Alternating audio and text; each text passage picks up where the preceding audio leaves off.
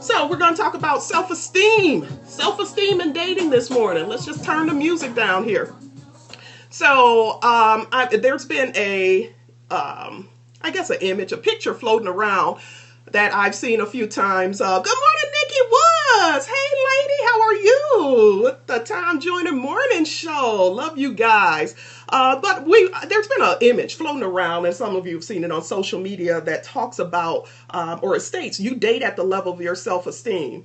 And I've seen it before, and a friend of mine recently posted it last week, and I reposted it, and it garnered a lot of attention, and it got me thinking, this is striking a chord with people. This is striking a chord with people. So is it true? Is it true that we date at the level of our self-esteem? So let's first talk about self-esteem, because that's one of those catch words that people throw out there, and you have to really question, do people really know what the meaning is? We know that if a person tells you you have high self-esteem, we consider that a good thing. If a person says, oh, my self-esteem is suffering, or you have low self-esteem, we, consider that not so good. But self-esteem basically is the way you feel about yourself. Self-esteem is a internal assessment that you do about yourself. When I taught that chapter on self in college, when I taught the psych classes, we would discuss how your self-esteem is comprised of so many different areas in your life. How you see yourself, how you view other people as seeing you, so many different things. But basically, in a nutshell, those individuals who we consider have high self-esteem believe that they're adequate, strong, and worthy of a good life. Now, that's important, worthy of a good life. Whereas those with low self-esteem feel inadequate and not so worthy of a good life, And those of us who kind of have a hard time understanding that, there are a lot of people who just feel like they don't deserve. They don't feel like they're deserving. So low self-esteem can develop, and usually does develop, in childhood and can carry on throughout the lifetime, causing so many issues in so many different areas, occupationally, interpersonally, but definitely in relationships as well. So I was looking at some research recently that looked at self-esteem habits and dating patterns in individuals. And what this research found is that people with lower level self-esteem, and I want you guys to think about this as I go through what the research findings found, but it found that people with lower levels of self-esteem reported putting more effort into their relationships than the other person. They put more effort into their relationship. They invested more time. They invested more effort, resources, even economic resources, money. So does that mean that if you're the type who invests more in your relationship, that you have low self-esteem? No, it doesn't. Not necessarily, because there are people and their personality types, and we're going to have a talk soon about the different personality types. But there are personality types who love to be the one that kind of overdo it. And it doesn't mean they necessarily have low self-esteem. But these are personality types that really like to just overdo it. Now today, let me not get past without telling my husband happy anniversary. Today's my 3rd wedding anniversary. And we decided the first year that we would switch up. One person takes one anniversary one year, and be responsible for doing whatever we're going to do, and the other person the next year. So this year, I'm going to be the one investing more, putting more effort into it. He doesn't know what's going on, but when he gets home from work tonight, I got something special for him. But, thank you, happy anniversary. But it doesn't mean, again, if you're the person who likes to do that, you have low self-esteem. But there are some questions you need to ask to see if you fall on that spectrum of a person whose self-esteem needs some help when it comes to dating. Because inevitably, if you're a person with low self-esteem, as that image that's been floating around Facebook says, we're going to date at the level of our self-esteem. So you're going to attract people who may not have the highest self-esteem either. And that's going to make for a very interesting, sometimes dramatic, oftentimes lackluster dating life. So questions to ask yourself: are you denying, delaying, or minimize the things that you want or desire or need for the other person to meet your partner needs? Now, are you a person who maybe, and I talked about this on a radio program this weekend, Are you a string along or are you a lifelong? Okay. Are you a string along or you're a lifelong? And this talked about, or the radio host came up with a new word, a lifelong string along. Are you a person who, really wants this relationship to go to the next level? And you've been in this relationship for 3, 4, 5, 10, 15, 20 years. And this person, for whatever reason, maybe they're in a complicated situation, is not taking it anywhere. You got to really look at yourself there and say, are you delaying, moving on with your life and getting the things that you want because of this person? That can be an indication that your self-esteem needs some working on. Does your partner do their fair share and reciprocate your efforts? Like, is there reciprocation back and forth? Are you the only one always investing time? Are you the only one always, reaching out to try to get together, go out together? Or if when that person reaches out all the time, is it just for, we all know what that's called, one thing, that late night hotline bling, as the young kids say now. And someone asks, isn't this common among women? Now, I don't want to lump all, I really try to be careful with generalization. So I don't want to lump that this is typically of women, but you bring up a good point.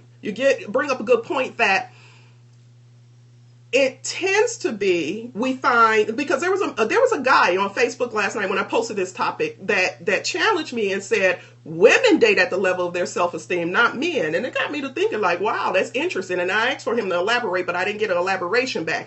But when you think about it, and I was discussing with a girlfriend, she said, it's so common and how many of you ladies have ever had this happen?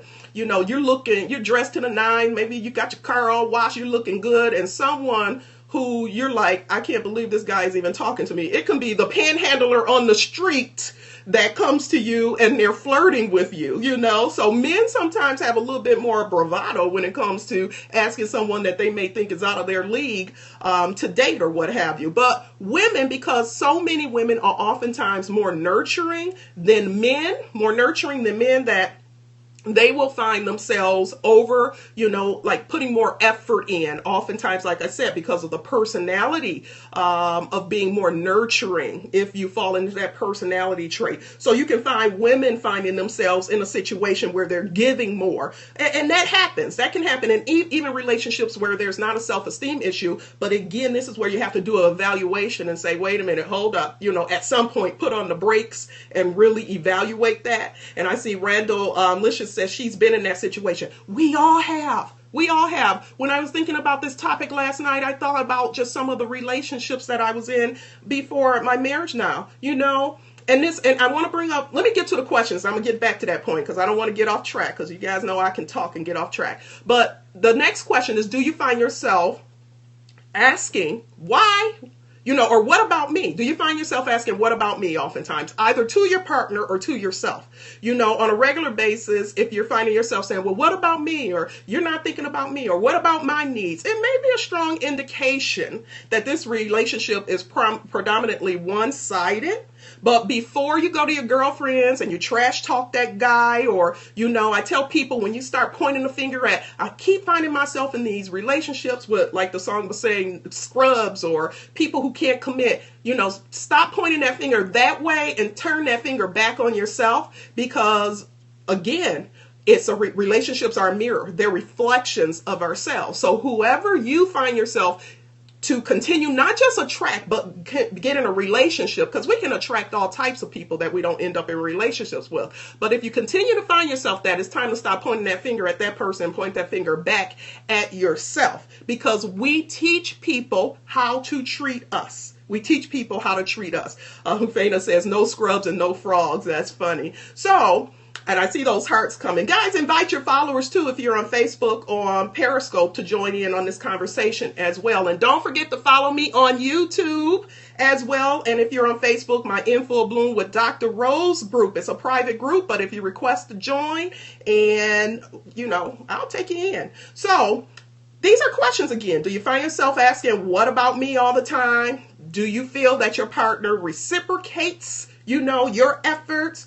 And are you delaying? Have you been waiting for this person to go to the next level and it's not happening? Have you been waiting for this person to get out that complicated situation and it's not happening? Has that person been telling you, oh, life is so busy for me now, and I have to wait until things settled down a bit, and I shared a picture over the weekend, Valentine's Day weekend, about, President Obama at a plane waiting for his wife to get off after she did some traveling. I said, if this man, busiest man in the world, can find time for his woman, whoever you're dealing with can find time for you if you're important enough. Okay. And again, the importance is not a reflection of you. When somebody rejects you, it's not a reflection of you're not worthy. It's a reflection that that person doesn't find you worthy. But don't internalize that. What a lot of times people with low self-esteem do is that they internalize. They take someone's rejection or lack of interest and look at it as it must say something about themselves. No, only you can allow that to say something about yourself. But this is the evaluation you have to do so you can start cutting those ties with people who help to maintain that low self-esteem. And so we all have a set point when it comes to self-esteem that's either high or low. Okay. And when I see patients, when I see clients in office, you can have people that come from a lifetime of where there was no foundation for a high level of self-esteem. So they find themselves always struggling in relationships. But then there are times in our life, and this is what I wanted to get to, where we all, even those of us who've traditionally had a high self-esteem, find ourselves in situations that are not a good reflection of us, relationships. So why does that happen? Well, that happens because we can all find ourselves in certain circumstances or situations in life where it's a struggle going on, or there's something. For me, it was right coming out of my divorce many years ago.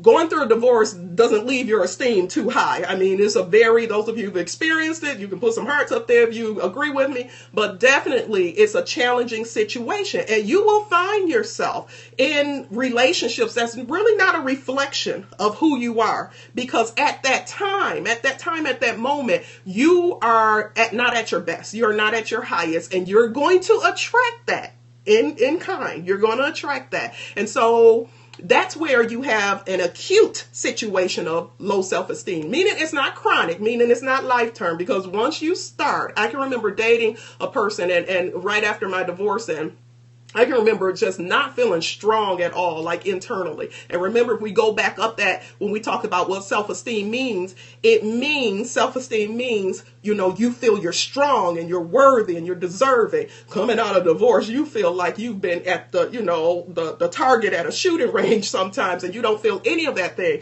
And I can remember attracting people in my life that reflected that.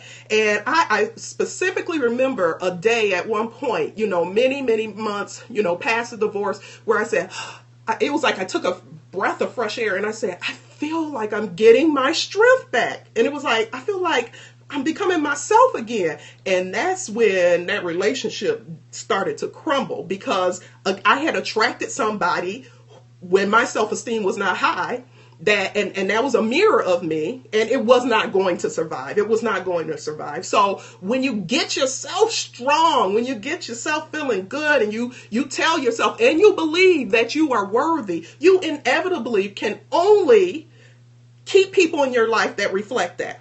Okay? You can only keep people in your life when you reflect that. So when I met my husband, who, again, this is our anniversary, 3rd-year anniversary today. But when I met him, I felt good about myself. I had spent time dating myself, So he could only stay in my life if he were the type of person that reflected that. Right? Because we can only date at the level of our self-esteem. In my book, Bloom 7 Steps, there's a chapter where I talked about connectedness, and I talk about relationships where the only time a relationship can maintain is if two people are harmonious and they're at the same energetic level, self-esteem wise, energy wise, and all of that. So if one person has a low self-esteem and one person has a high self-esteem, that's not going to work. The only way that can work, because people do come together like that, someone with a low self-esteem and someone with a high self-esteem, only way that can work is if either the low self-esteem person builds their self-esteem up to match that person, or the high self-esteem person, lowers their self-esteem. And I can tell you this, it's a lot easier for the high self-esteem person, self-esteem to suffer and lower than for the low self-esteem person to go up. So what you find in those relationships is that this person who, has this low self-esteem set point starts doing things to create drama, manipulation, all types of trouble in the relationship, and it starts shattering that person's self-esteem, which starts coming back down to the level. Now we can live in harmony. Now we're mirrors. We attract. Like attracts like. So this is what you must do if you find yourself constantly in a situation where your dating pool sucks, basically. Your dating pool sucks. So what you can do is challenge your belief system. Challenge your belief system. I oftentimes, when I go out and speak to groups and organizations, I talk about how I've had clients over the years that come in and say that they were told at a young age not to expect a happy life, not to expect a happy marriage. It doesn't exist. All men cheat, or all women are drama queens, or won't last. All of those things. So if you've been told some of these things and this is part of your belief system, it's time to challenge it, because whatever we believe is true. So those of you maybe say, well, all men do cheat. If that's your truth, I'm not going to challenge you. You can have that as your truth. That's not going to be my truth. Okay. And if it happens, then it's something you need to do about it. You don't have to accept it. So challenge your belief system. Raise the bar. It's time to raise the bar and get to the core of your low self-esteem. So if you guys remember last week talk, and if you didn't watch it, I want to thank you guys. The response was wonderful. Over almost 2,000 views from last week's talk on Facebook alone. That's not counting YouTube and the Periscope views of it. But I talked about getting to the core of the issue, with the collective unconscious, and how for some of us, we may have grew up in a household where everybody had low self-esteem, where that we consider that the norm. Anything we're around enough, anything we see enough becomes the norm. So sometimes you got to get to the core. And if you're feeling like you're not worthy, it's time to really tap into the core of yourself that is worthy, that is great, that is deserving. It's in there, maybe buried, but it's in there. And if it's fear, could it be? Because I listen to this, guys, because this is very important. People don't want to admit to it.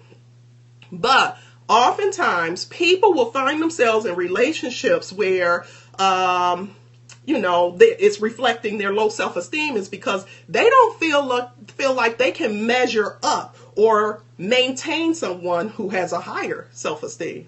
And they don't feel like that if a person, like if that guy, Mr. or Mrs. Right, came in their life, that had their whole self together, they don't feel like they'll be able to maintain that person anyway. They get kind of scared, say, that person's out of my league or too much for me, and they step away. But I will tell you guys, even in my own situation with my husband, what have you, if I had met my husband right outside of my divorce, I wouldn't have been... It's no way in the world that we would have been able to click, because I was not that girl at that time, and he admits when he was going through challenging times, if we'd met, we would not have clicked. So it's a matter of really getting yourself, even if historically you found yourself in these situations where your self-esteem has suffered and your relationships reflected that, it's not too late. You can get yourself back into just a good state of just self-worthiness. And these are the things you can do. As I mentioned, challenging your belief system and getting to the core of your low self-esteem. So one of the things I wanted to just share this before I end with you guys today. So many years ago, I took this prosperity course, and it was at one of the local Unitarian churches or what have you. And I loved it. I've actually taken it probably 3 times. It's a great course called 4T Prosperity. But one of the assignments that they had in this course, and this is one of the things I'm going to have the people in my small group and my individual life coaching individuals, you guys are going to try this, so you're just going to get a sneak peek at it today. But many years ago, what they wanted us to do and had us to do, they told us to think about a high-end store. It could be a high-end store, it could be a high-end dealership, and they wanted us to go and visit that high-end store or high-end dealership, go inside, ask to see things, window shop, browse, even ask to test drive the car or what have you. And the reason they wanted people to do that, because they wanted to find out what you felt when you did that. Like if you felt like I don't belong here, or if you felt like I can't do that, or you felt too nervous to do it, it was a good indication of where your mindset was. And it was a good indication that you had a poverty mindset, which needed to be challenged if you were going to attract any prosperity in your life. So some of you guys have a poverty mindset when it comes to dating. Yep, I said it. Some of you guys have a poverty mindset when it comes to dating. Going to the high-end partners, it's too scary for you. You don't think you can afford it. But it's time to change that poverty mindset, because you put up with things that you know you should not put up with, and you allow boundaries. You allow boundaries to be crossed that shouldn't be crossed. They become less defined. They become less and less and less defined. The boundaries do, until they don't even exist. There's no boundaries. In a nutshell, you basically undervalue yourself. You undervalue yourself. But when you develop a prosperity mindset, when it comes to yourself, when you develop a prosperity mindset, when it comes to yourself, a strong sense of self, there's no way a person who can offer you what you desire emotionally or personally can enter and stay in your life. So develop a prosperity mindset. It's time to do that. Develop this prosperity mindset when it comes to dating, and tell yourself you're adequate, you're strong, you're deserving. You're worthy of a partner who's also strong, deserving, and worthy of you, and purposeful as well. So some things to consider, guys, things to consider when it comes to dating. Hope you take this information with you. Allow it to plant a seed, allow it to take root so you can start living your life in full bloom. Okay, you guys on Facebook see my bloom shirt? Full bloom, guys. Have a great day. Have a great day. You guys get out there and do it. Get out there and do it, and get rid of that poverty mindset when it comes to dating. You're deserving. You're worthy. Talk to you soon. Bye-bye. See you next week, and don't forget to follow me on YouTube and Twitter as well at Dr. Rose Moulton. Bye, everyone.